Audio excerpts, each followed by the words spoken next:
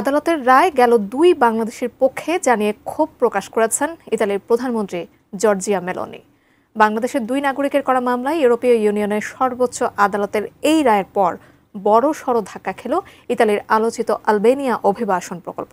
এই রায়কে কেন্দ্র করে ইতালির প্রধানমন্ত্রী মেলোনির কট্টর অভিবাসন নীতি এখন প্রশ্নের মুখে। কেন সেখানকার আদালত বাংলাদেশের ওই ২ নাগরিকের পক্ষেই রায় দিলেন তা নিয়ে বিস্তারিত জানাচ্ছেন লিমা শায়ন্তী। সাগর পাড়ি দিয়ে ইতালিতে যাওয়ার পথে বাংলাদেশি ২ নাগরিককে সমুদ্র থেকে উদ্ধার করে আলবেনিয়ার অভিবাসী ক্যাম্পে পাঠিয়েছিল ইতালি। সেখানে তাদের আশ্রয়ের বিষয় পর্যবেক্ষণ করে পরবর্তীতে তা বাতিল করা হয়। তবে এই আশ্রয় আবেদন বাতিলের বিরুদ্ধে ইতালির আদালতে মামলা করেন ওই ২ বাংলাদেশি। এরপর তাদের মামলাটি পাঠানো হয় ইউরোপীয় ইউনিয়নের সর্বোচ্চ আদালতে।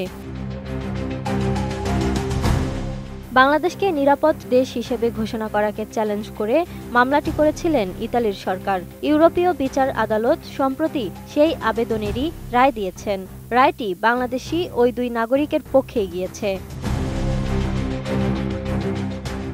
১ আগস্ট ইউরোপীয় ইউনিয়নের সর্বোচ্চ আদালতের এই রায়ে বলা হয়েছে, কোনো দেশকে নিরাপদ বলে ঘোষণা করা যাবে না যদি সেই নিরাপত্তা সব ব্যক্তির ক্ষেত্রে প্রযোজ্য না হয়। রায়ে আরও বলা হয়েছে, নিরাপদ দেশ ঘোষণার জন্য অবশ্যই বিচারিক পর্যালোচনার সুযোগ থাকতে হবে এবং এটি সুস্পষ্ট গ্রহণযোগ্য প্রমাণের উপর ভিত্তি করেই হতে হবে। অবশ্যই ইতালিকে নিরাপদ বলা যাবে না যদি ইতালি নির্দিষ্ট ঝুঁকিপূর্ণ গোষ্ঠীর জন্য নিরাপদ না হয়। যদিও এই রায়টি ইতালির ২০২৩ সালের আলোচিত চুক্তির জন্য এক বড় ধাক্কা। এদিকে ইতালির প্রধানমন্ত্রী জর্জিয়া মেলোনির নেতৃত্বাধীন ডানপন্থী ইতালীয় সরকার এই রায়ের কঠোর সমালোচনা করেছে।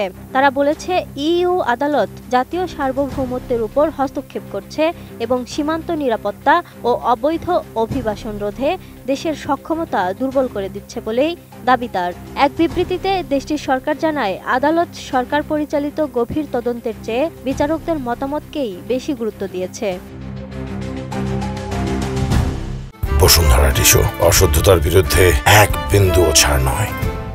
২০২৪ সালের অক্টোবরে ইতালির নিরাপদ দেশের তালিকায় বাংলাদেশ, মিশর সহ আরও কিছু দেশকে অন্তর্ভুক্ত করা হয়েছিল। তবে এই তালিকাটি সমালোচিত হয় কারণ এতে অনেক ব্যক্তির জন্য এখনও থাকা সম্ভাব্য হুমকিকে উপেক্ষা করা হয়েছে।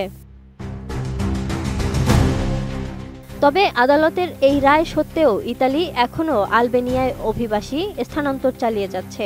বর্তমানে তারা এই কেন্দ্রগুলোর ব্যবহার পুনর্নির্ধারণ করেছে। এখন আলবেনিয়াতে শুধু তাদেরকেই পাঠানো হচ্ছে যাদের আশ্রয় আবেদন ইতোমধ্যে প্রত্যাখ্যান হয়েছে।